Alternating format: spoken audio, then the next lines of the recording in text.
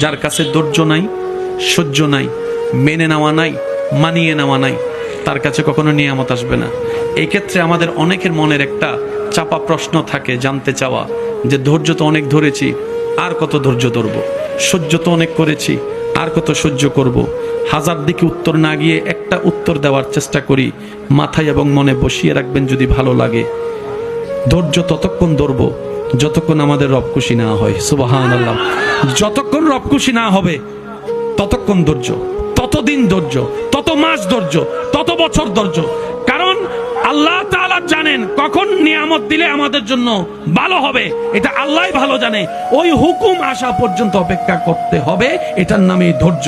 কোনো হা হুতাশ করা যাবে, আফসোস করা যাবে? আল্লাহ দিল আলহামদুলিল্লাহ, না দিল আলহামদুলিল্লাহ। সুখ আপনাকে খুঁজতে হবে না, দেখবেন সুখ আপনার ঘরে নিজে থেকেই চলে আসবে। বলেন সুবহান।